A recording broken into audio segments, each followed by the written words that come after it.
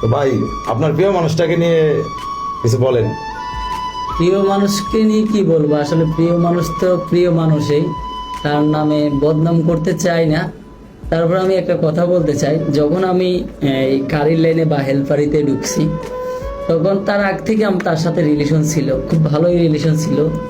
যখন আমি গাড়ির লাইনে ঢুকার পরবর্তীতে সে জানছে আমি একজন হেল্পার বা মোটর ডিপার্টমেন্টে ঢুকছি, তখন সে আমার থেকে আস্তে আস্তে দূরে চলে গেছে।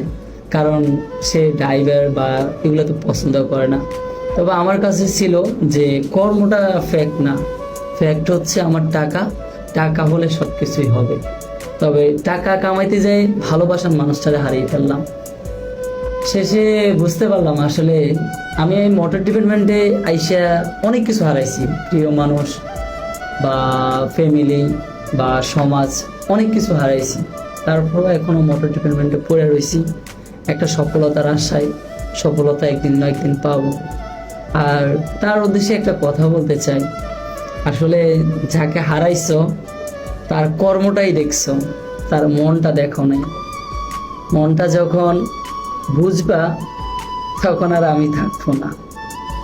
Just তো সবাই আমার ভাইয়ের জন্য দোয়া করবেন, যেন আমার ভাই খুবই তাড়াতাড়ি সফলতা দেখা পায়। সফলতা থাকবেন।